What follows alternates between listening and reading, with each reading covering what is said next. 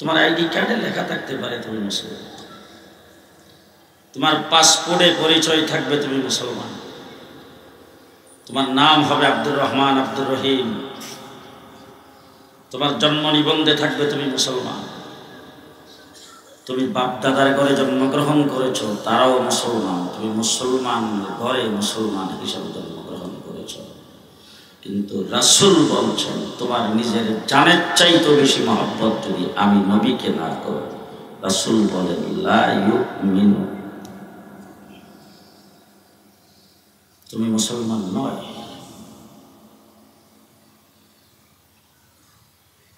আমার বন্ধুগণ, বিভিন্ন পর্যায়ে আলোচনা শুনেছেন, কোরআন এবং হাদিস থেকে উলামায়ে কেরাম আলোচনা করেছেন। আমি দু চারটা কথা আপনাদের সামনে বলব। সর্বপ্রথম এই বাংলাদেশে কাদিয়ানি আগমন করেছে আমাদের ব্রাহ্মণবাড়িয়ার মাধ্যমে। আমার দেশের বাড়ি ব্রাহ্মণবাড়িয়া। মির্জা গোলাম কাদিয়ানি যখন নবী দাবি করেছেন,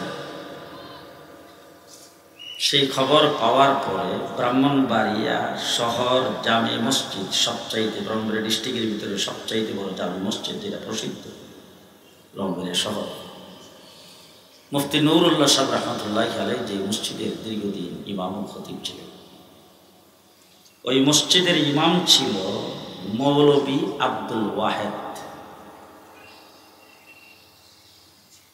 বিবারিয়া স্কুল নামে একটা স্কুল আছে, খুব প্রসিদ্ধ স্কুল,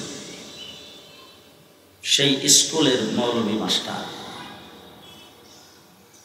ব্রাহ্মণবাড়িয়া পৌরসভার বিবাহ রেজিস্ট্রার কাজী, পৌর ঈদগার খতিব,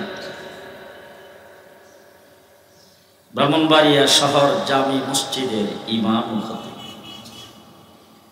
পদের অভাব আছে, সব দখল। মৌলভী আব্দুল ওয়াহেদ সম্পর্কে শুনেছি, রাস্তা দিয়ে হাঁটলে এই রাস্তায় মানুষ হাঁটে নাই, সবাই রাস্তার কিনারে দাঁড়ায় যেত। সেই লোকটি মির্জা গোলাম কাদিয়ানিকে দেখার জন্য গেছে। ইমাম মেহেদী দাবি করছে একটু দেখে আসি লোকটা কেমন।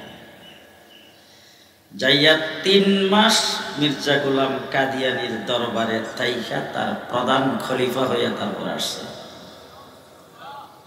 আরে বাবা, এত জোরে কইলে রাত্রে 11টার উপরে ঘুম ভাঙবে মানুষের, আসতে কইলেন আসতে।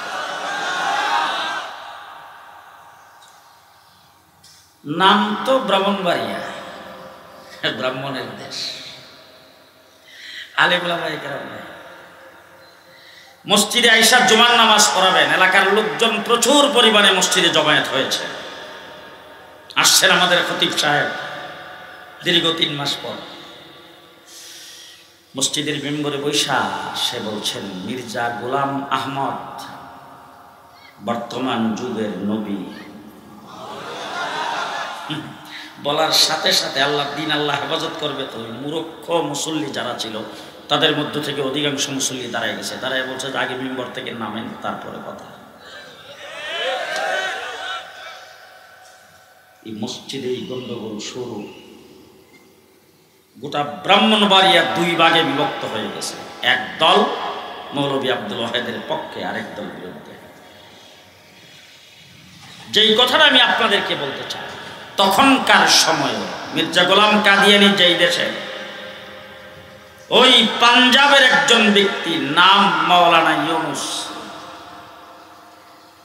হুসাইন আহমদ মাদানী রহমতুল্লাহি আলাইহির সমকক্ষ, দেওবন্দ দারুল উলুম মাদ্রাসার মজলিসের শোরার সদস্য, ওই ব্যক্তিকে মুহাম্মদুর রাসূলুল্লাহ সাল্লাল্লাহু আলাইহি সাল্লাম 3 বার স্বপ্ন দেখাইছেন, তুমি পূর্ববঙ্গে যাও, আমার খতমে নবুয়তের উপর আক্রমণ আসছে। হযরত মাওলানা ইউনুস সাহেব রহমতুল্লাহি আলাইহি ওই পূর্ববঙ্গে ব্রাহ্মণবাড়িয়াতে আসেন, আইসা কাদিয়ানীদের মোকাবেলা করেন। একটা হযরত মাওলানা আব্দুল্লাহ দরখাস্তি রহমতুল্লাহি আলাইহি, নাম শুনেন নাই বোধহয়? শুনছেন? যাকে হাফিজুল হাদিস বলা হতো। আব্দুল্লাহ দরখাস্তি রহমতুল্লাহি আলাইহি উনি গেছেন হজ করতে। হজ করতে যাইয়া আল্লাহ নবী সাল্লাল্লাহু আলাইহি ওয়াসাল্লামের রওজা জিয়ারত করার জন্য মদিনায় গেছেন। সেখানে যাওয়ার পরে তিনি আল্লাহ রাসূল সাল্লাল্লাহু আলাইহি ওয়াসাল্লামকে স্বপ্নে দেখেছেন। স্বপ্নের মাধ্যমে আব্দুল্লাহ দরখাস্তি রাসূলুল্লাহ সাল্লাল্লাহু আলাইহি ওয়াসাল্লামের কাছে বলতেছেন, হুজুর আমি মদিনায় আসছি আর যাব না, আমার বয়স এখন শেষ, আমি আপনার মদিনায় থাকার নিয়ত করেছি শেষ নিঃশ্বাস ত্যাগ করা পর্যন্ত, তার মৃত্যুর আগ পর্যন্ত। রাসূলুল্লাহ সাল্লাল্লাহু আলাইহি সাল্লাম বলেন, না না, তুমি এইখানে থাকতে পারবা না, তুমি পাকিস্তানে যাও, সেখানে যায় কাদিয়ানীদের মোকাবেলা করো। আপনারা ঘুমাই গেছেন নাকি? কথা শুনতেছেন তো?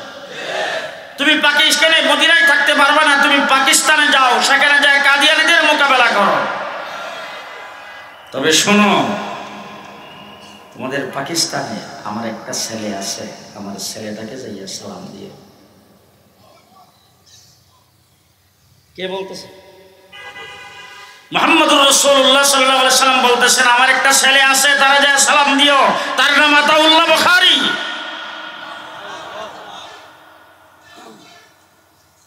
সে খতমে নবুয়তের কাজ করে, আমি রাসূল তার উপরে খুশি। আল্লাহু আকবার। হযরত আব্দুল্লাহ দরখাস্তি রাহমাতুল্লাহি আলাইহি তিনি পাকিস্তান ফেরত আসছেন। আয়েশা হযরত মাওলানা আতাউল্লাহ বুখারী তখন অসুস্থ, উনি গেছেন তার সঙ্গে সাক্ষাৎ করতে, যাইয়া তারপরে বলছেন, বসছেন, বসার পরে হাল পরিচি করার পরে বলছেন, আল্লাহ রাসূল আপনাকে সালাম জানিয়েছেন। তিনি অবাক হয়ে বলছেন, আল্লাহর নবী আমার নাম নিয়েছেন। এই কথা বলে তিনি বেহুশ হয়ে পড়ে গেছেন। এবার কি আমি কিছুটা হইলো আপনাদেরকে বুঝাইতে পারছি যে খতমে নবুয়তের কাজ করাটা কতটুকু ভাগ্যের কথা? জি বুঝছেন সবাই কিছু? তাহলে এবার এখন একটা ওয়াদা করেন তো দেখি, মৃত্যু পর্যন্ত খতমে নবুয়তের পক্ষে থাকবো, কাদিয়ানীদের বিরুদ্ধে থাকবো। কে কে আছেন দেখি?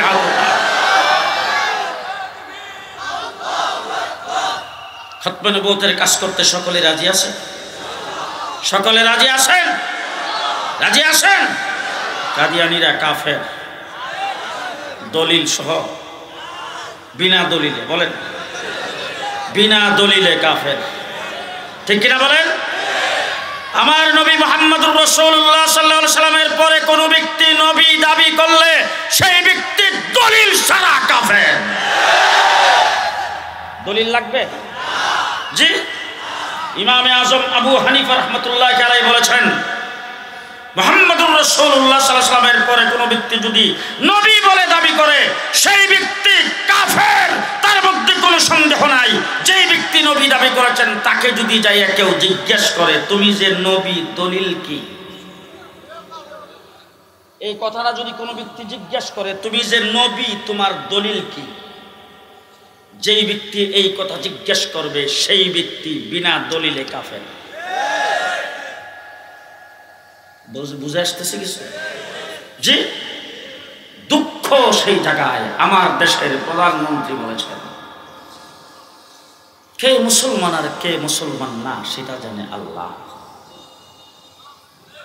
মাননীয় প্রধানমন্ত্রী, আপনি দেশ পরিচালনা করেন, দেশ চালাইবার দক্ষতা আপনার অনেক, চালান দেশ, এই ব্যাপারে আমাদের কোনো বক্তব্য নাই। কিন্তু ইসলামের ব্যাপারে কথা বলতে সাবধান,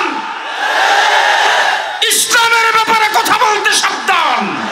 ইসলাম সম্পর্কে রায় দিবে উলামায়ে কেরাম, আপনার কাজ নয়। কে মুসলমান আর কে মুসলমান না আমি জিজ্ঞেস করতে চাই। আল্লাহ তাবারক ওয়া তাআলা মুহাম্মদুর রাসূলুল্লাহ সাল্লাল্লাহু আলাইহি ওয়াসাল্লামের আগে 1,24,000 পয়গম্বর আল্লাহ পাক পৃথিবীতে প্রেরণ করেছেন, করেন নাই? সমস্ত পয়গম্বরদেরকে আল্লাহ তাবারক ওয়া তাআলা, পয়গম্বরের রূহদেরকে আল্লাহ পাক রূহের জগতে জমায়েত করেছেন, সেমিনার আহ্বান করেছেন। সেমিনার যদি কোথাও হয় তাইলে কিন্তু সেখানে লিমিটেড, অর্থাৎ যাদেরকে দাওয়াত দেওয়া হয় তারাই যাইতে পারে। জনসভায় সবাই যাইতে পারে, কি বলেন? সেমিনার হইলে সেখানে নির্দিষ্ট যাদেরকে দাওয়াত দেওয়া হবে তারাই যাবে। আবার কার্ডের মধ্যে নিচ দিয়ে লেখা থাকে, আসার সময় কার্ডখানা সাথে নিয়ে আসবেন, গেইটে চেকিং এর সময় প্রদর্শন করিবেন। কথা বলেন, সেমিনারে কার্ড ছাড়া ঢোকা যায় না। আবার দেখবেন সেমিনার যদি হয়, সেই সেমিনারে কাদের মধ্যে আলোচ্য বিষয় লেখা থাকে কিনা? জি, লেখা থাকে কিনা? বক্তব্য কে রাখবেন সেটাও লেখা থাকে কিনা? তাহলে আল্লাহ তাবারক ওয়া তাআলা রূহের জগতে সেমিনার আহ্বান করেছেন। সেই সেমিনারে আলোচ্য বিষয় হলো মুহাম্মাদুর রাসূলুল্লাহ। শ্রোতা হইলেন 1,24,000 নবী, আলোচক হইলেন আল্লাহ। আলোচক কে?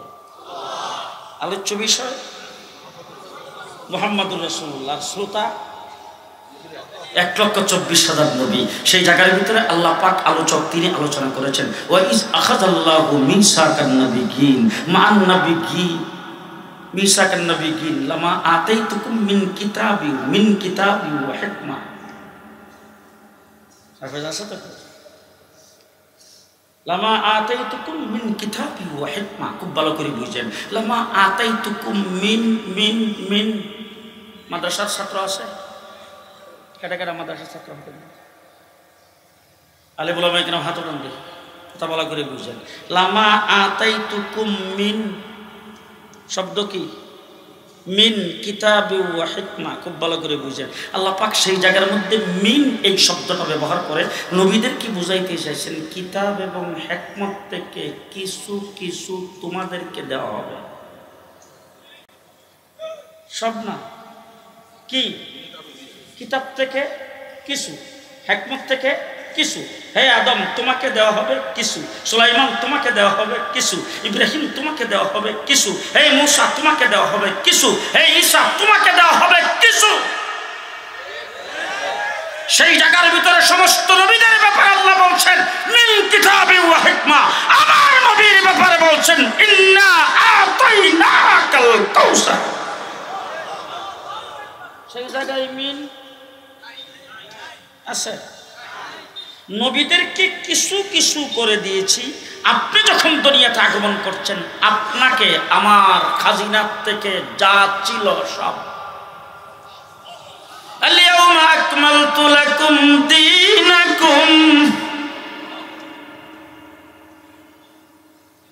সবাইকে কিছু কিছু করে দিতে দিতে আদম থেকে ঈসা পর্যন্ত আসছি।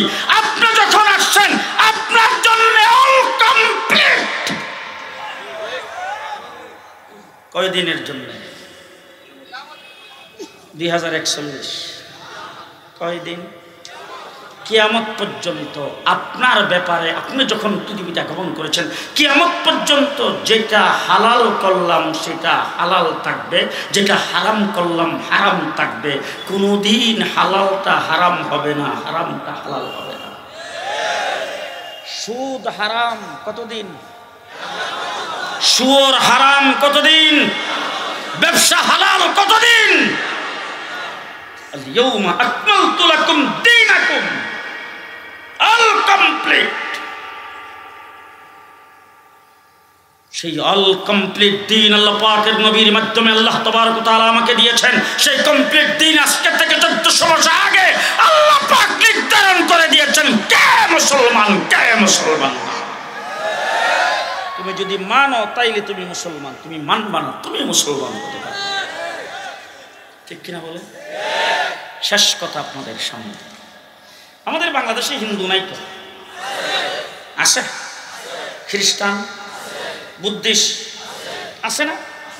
এরা বোধ হয় দোকানদারি করে না, ব্যবসা বাণিজ্য স্কুলে তো পড়েই না। পরে উচ্চশিক্ষিত হয়, পুলিশ অফিসার হইতে পারে না, সচিব হতে পারে, প্রধান বিচারপতি হয় নাই। জি আচ্ছা, প্রধান বিচারপতি যখন সিংহা হয়েছে তখন তো আমরা তার বিরুদ্ধে আন্দোলন করছি। জি মন্ত্রী মিনিস্টার কি কোনো হিন্দু হয়? বুদ্ধিস্ট হয়? খ্রিস্টান হয়? প্রমোদ মার্কিন খ্রিস্টান এমপি মন্ত্রী। বাবু সুরঞ্জিত সেনগুপ্ত যতদিন বেঁচে ছিলেন ততদিন মন্ত্রী। যাই দেখেন সচিবালয়ে অনেক সচিব হিন্দু, অনেক বড় বড় police officer Hindu, army officer Hindu. ঠিক না বেঠিক? আজ পর্যন্ত কোনোদিন তাদের বিরুদ্ধে কোনো আন্দোলন করেছেন? কোনো স্লোগান দিচ্ছেন? কেন? এটা তাদের নাগরিক সুবিধা। সে যেমন আমি যেমন এই দেশের আইডি কার্ডধারী হিন্দু, এই দেশের আইডি কার্ডধারী, আমি আমার আইডি কার্ডে আমার পরিচয় মুসলমান, হিন্দুদের আইডি কার্ডে তাদের পরিচয় হিন্দু। সুতরাং এই দেশের হিন্দু হিসাবে তারা এই দেশের নাগরিক, আমি এই দেশের মুসলমান হিসাবে নাগরিক। হিন্দু হিসাবে হিন্দু নাগরিক হয়ে নাগরিক সুবিধা পাবে, উচ্চ শিক্ষায় শিক্ষিত হতে পারবে, অফিসার হতে পারবে, ইলেকশন করতে পারবে, মার্কা নিতে পারবে, মন্ত্রী এমপি হতে পারবে, কোনো বাধা নাই। ঠিক কিনা বলেন? কিন্তু আমি বলতে চাই, হিন্দু, বৌদ্ধ, খ্রিস্টান তারা এই দেশে তাদের ধর্মের পরিচয় দিয়া, তাদের ধর্মের অনুসারী হয়ে, তাদের ধর্মের নামে তাদের নাম রেখে, আইডি কার্ডে জন্ম নিবন্ধে তাদের ধর্মের পরিচয় দিয়া তারা এই দেশে নাগরিক সুবিধা ভোগ করে। কাদিয়ানীরা অমুসলিম হইয়া মুসলমান পরিচয় দেয়। আমি জিজ্ঞেস করতে চাই, আপনাদের বাজারে কি দোকানপাট আছে? আসে না? বেগমগঞ্জের এইখানে দোকানপাট আছে না? দোকানপাট যারা যারা দোকানদারি করে তাদের দোকানের সামনে সাইনবোর্ড আছে না? সাইনবোর্ডটা লাগাইতে হইলে কি সরকারি কোনো পারমিশন লাগে না? লাগে।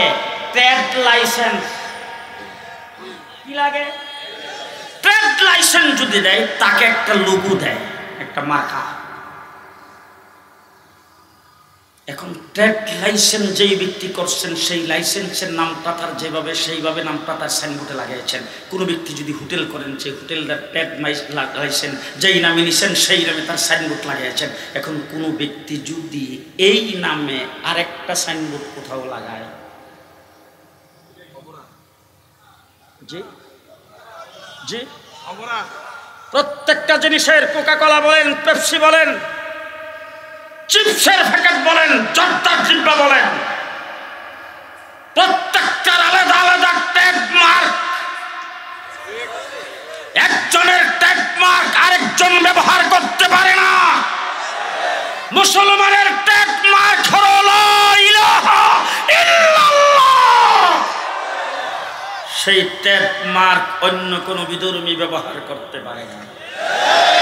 মাননীয় প্রধানমন্ত্রী, আজকে বক্সিবাজারে রাস্তা নাই, সেখানে বরফ করে লেখা আছে লা ইলাহা ইল্লাল্লাহ মুহাম্মাদুর রাসূলুল্লাহ। কাদিয়ানীদেরকে কোথাও যদি পান তাইলে প্রশ্ন করবেন। 1 নম্বর প্রশ্ন, তোরার নবীর নাম কি ক? 2 নম্বর প্রশ্ন, তোরার নবীর উহি কি? 3 নম্বর প্রশ্ন করবেন, তোরার নবীর কালিমা কি? 4 নম্বর প্রশ্ন, তোরার নবীরে দাফন করছ তো? প্রশ্ন কয়টা? জি, মনে থাকবে তো? যদি কাউরে কোনোদিন পান তাহলে 1 নম্বর জিজ্ঞেস করবেন, তোরার নবীর নাম কি? তোরার নবীর নাম কি? কারণ আল্লাহ পাক আদম থেকে আমাদের নবী পর্যন্ত যত নবী দুনিয়াতে প্রেরণ করেছেন সমস্ত নবীর নাম মুফরাদ। মুফরাদ সবাই বুঝে নাই, মুরাক্কাব কোন নবীর নাম নাই। সমস্ত নবীর নাম এক একক শব্দে, সংযুক্ত শব্দে কোন নবীর নাম নাই। আদম এই শব্দ, শীষ, শোয়েব, ইদ্রিস, জাকারিয়া, ইয়াহিয়া, ইউনুস, মুসা, হারুন, ইব্রাহিম, ইয়াকুব, ইসমাইল, ইসহাক, ঈসা, মুহাম্মদ। কয় শব্দ? কয় শব্দ? হের নাম মির্জা গোলাম আহমদ কাদিয়ানী।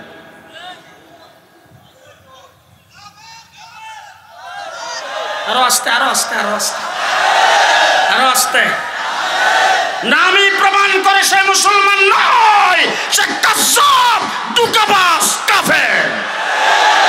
ঠিক কিনা বলেন? 2 নম্বর জিজ্ঞেস করবেন, তোরার নবীর কালিমা কি ক? যত নবী আল্লাহ পাক দুনিয়াতে প্রেরণ করেছেন প্রত্যেক নবীর কালিমা আলাদা। লা ইলাহা ইল্লাল্লাহ আদম সফিউল্লাহ লা ইলাহা ইল্লাল্লাহ, ইব্রাহিম খলিলুল্লাহ লা ইলাহা ইল্লাল্লাহ, ইসমাইল জবিহুল্লাহ লা ইলাহা ইল্লাল্লাহ, নূহ নাজিহুল্লাহ লা ইলাহা ইল্লাল্লাহ, ইউসুফ খলিফাতুল্লাহ লা ইলাহা ইল্লাল্লাহ, মূসা কালিমুল্লাহ লা ইলাহা ইল্লাল্লাহ, ঈসা রূহুল্লাহ লা ইলাহা ইল্লাল্লাহ, মুহাম্মাদুর রাসূলুল্লাহ। তাদেরকে জিজ্ঞেস করবেন তোর নবীর কালিমা কি, দেখবেন আমাদের কালিমাটা কইব, কোয়ার সাথে সাথে একটা তাপ্পড় দিয়া দাঁত কয়েকটা ফালাইয়া বলবেন এই কালিমা সুরের দল। মানুষ টাকা পয়সা চুরি করে, তোরা কালিমা সুর। 3 নম্বর প্রশ্ন করবেন তোর নবীর রুহি কি। আল্লাহ পাক যেই নবীকে যেখানে প্রেরণ করেছেন তার মাতৃভাষায় ওহী নাযিল করেছেন। আমার নবী মুহাম্মদুর রাসূলুল্লাহ সাল্লাল্লাহু আলাইহি ওয়াসাল্লাম জন্মগ্রহণ করেছেন কোথায়, কোন জায়গায়? আরব দেশে। আমার রাসূলের মাতৃভাষা কি? আরবি। কোরআন শরীফ কোন ভাষায়? আরবি ভাষায়। মির্জা গোলাম কাদিয়ানী তার নিজের কিতাবের মধ্যে লেখছে আল্লাহ পাক আমার কাছে ওহী নাযিল করেছেন, জিবরাইল আমিন আমার কাছে ওহী নিয়ে আসে, কোনো কোনো সময় হিন্দি, কোনো কোনো সময় উর্দু, কোনো কোনো সময় ইংলিশ, কোনো কোনো সময় আরবি। আল্লাহ পাক তার কাছে ওহী নাযিল করেছেন I love you, I shall help you. নাউজুবিল্লাহ করেন।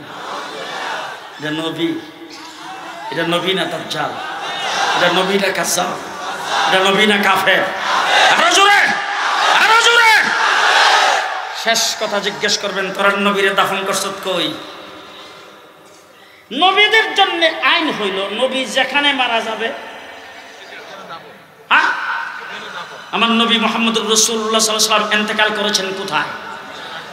আম্মা জান আয়েশা সিদ্দিকার হুজরার ভিতরে ইন্তেকাল করেছেন, রাসূলকে সেখানেই দাফন করা হয়েছে। ঠিক না ঠিক?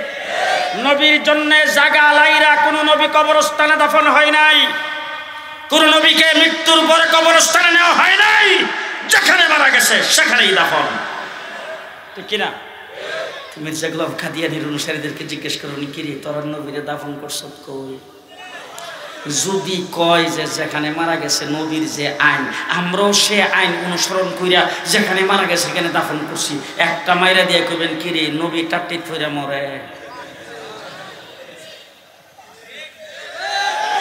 ভালো করে জেনে রাখেন পৃথিবীর সমস্ত মানুষকে আল্লাহ পাক তৈরি করেছেন দুনিয়ার মাটির দ্বারা, নবীকে আল্লাহ পাক তৈরি করেছেন জান্নাতের মাটির দ্বারা। নবীর মাটি পবিত্র, জান্নাতের মাটি। ঠিক না ঠিক? তাহলে পায়খানার টাট্টির মাটি দিয়ে বানাইছে মির্জা গোলাম কাদিয়ানী। আর যদি কই যে না যেখানে মারা গেছে সেখানে দাফন করি নাই, ওখান থেকে উঠাইয়া তারপরে কাফন টাফন পরাইয়া আলাদা অন্য জায়গায় নিয়ে দাফন করছি, তখন একটা মেরা দিবেন আর কবেন কি নবীর জন্য তো আইনই নাই। কথা কি বুঝে আসতেছে? কথা কি বুঝে আসতেছে? সুতরাং পরিষ্কার ভাষায় বলতে চাই, হিন্দু হিন্দু এই দেশে বসবাস করে হিন্দুর নামে, মানে যে বুদ্ধিস্ট এই দেশে বসবাস করে বুদ্ধিস্টের নামে নাগরিক সুবিধা ভোগ করে, আমাদের কোনো আপত্তি নাই, কোনোদিন আপত্তি করি নাই, সামনে আপত্তি করব না। আমরা তাদের সঙ্গে ব্যবসা বাণিজ্য করি, তাদের সঙ্গে আমরা বিভিন্ন রকম কার্যক্রম করি, নাগরিক সুবিধা তারাও ভোগ করে আমরাও ভোগ করি, সুতরাং 100 বার ভোগ করবে। কিন্তু কাদিয়ানীরা কাফের হইয়া আমার কালিমা ব্যবহার করে, তাদের উপাসনালয়কে আমার মসজিদ ব্যবহার করে, আমার কোরআন পড়ে, আমার আব্দুর রহমান আব্দুর রহিম নাম রাখে, সেইটা বাংলাদেশে চলতে পারবে না। তারা হিন্দু বৌদ্ধ খ্রিস্টানের মতো বাংলাদেশে থাকতে হবে। কথা কি বুঝাইতে পারলাম? আমরা কিন্তু তাদেরকে চাই না। আল্লামা খুরশিদ আলম কাসিম সাহেব চান না যে তাদেরকে একবারে ফেলাই দেন বঙ্গোপসাগরে। আমরা তাদেরকে বঙ্গোপসাগরে ফেলাইতে চাই না, আমরা তাদেরকে দেশ থেকে ভাগাই দিতে চাই না। এই দেশে জন্মগ্রহণ করেছেন, এই দেশের নাগরিক, নাগরিক সুবিধা তারা বুক করুক, আমাদের আপত্তি নেই। কিন্তু মুসলমান নাম দিয়া করতে, আস্তে আস্তে আস্তে মুসলমান নাম দিয়া করতে পারবে? কাফের কাফের পরিচয় থাকতে হবে, মুসলমান পরিচয় দিয়া থাকতে পারবে না। আজকে আমার দেশের মেনন সাহেবেরা, নাস্তিকার মুক্তাদেরা টকশোর মধ্যে বসে কাদিয়ানীদের পক্ষে দালালিয়ার করে বলে আমরা নাকি সংখ্যালঘুদের উপর আক্রমণ করি, সংখ্যালঘুদের নির্যাতন করি। তোমাদের কথায় আসো, তোমরা যে সংখ্যালঘু বলতেছ, কাদিয়ানীরা সংখ্যালঘু পরিচয় সংসদে বিল পাস করে দিয়ে দাও, আমাদের কোনো আপত্তি নেই। সংখ্যালঘু তারা হয়ে যাক, হিন্দু সংখ্যালঘু, খ্রিস্টান সংখ্যালঘু, বুদ্ধিস্ট সংখ্যালঘু, ইহুদি সংখ্যালঘু, বাংলাদেশের শিখ সংখ্যালঘু, সুতরাং তারাও সংখ্যালঘু বিষয়ে বসবাস করুক, আমাদের কোনো আপত্তি থাকবে না। তাদের মসজিদ থেকে মুসলমানের আজানের ধ্বনি বাজতে পারবে না। বলেন, জোরে বলেন। কোন কাদিয়ানি কাফের তাদের মসজিদ থেকে, তাদের উপাসনালয়ের থেকে মুসলমানদের আজানের আওয়াজ বাজতে পারবে না। তাদের উপাসনালয়ের নাম মসজিদ দিতে পারবে না। আব্দুর রহমান, আব্দুর রহিম, সিরাজুল ইসলাম, তাজুল ইসলাম, কামরুল ইসলাম তাদের নাম রাখতে পারবে না। সুতরাং তারা বিধর্মী, তারা কাফের। কাফের পরিচয় দিয়া তাদের নামের মাধ্যমে কাফের পরিচয় দিবে, তাদের কাফের পরিচয় দিবে, আইডি কার্ডে কাফের পরিচয় থাকবে, জন্ম নিবন্ধে কাফের পরিচয় থাকবে, পাসপোর্টে কাফের পরিচয় থাকবে। আমাদের কোনো আপত্তি থাকবে না যতদিন পর্যন্ত সেই কাজটি না হবে। কাদিয়ানির আহমদিয়া মুসলিম জামাত নাম দিয়া মুসলমান পরিচয় দিয়া বাংলাদেশে থাকবে। আমাদের গায়ে এক ফোঁটা রক্ত থাকতে বাংলাদেশে তা বাস্তবায়ন হবে দেব না, দেব না, দেব না ইনশাআল্লাহ। রাজি থাকতে হাত উঠান।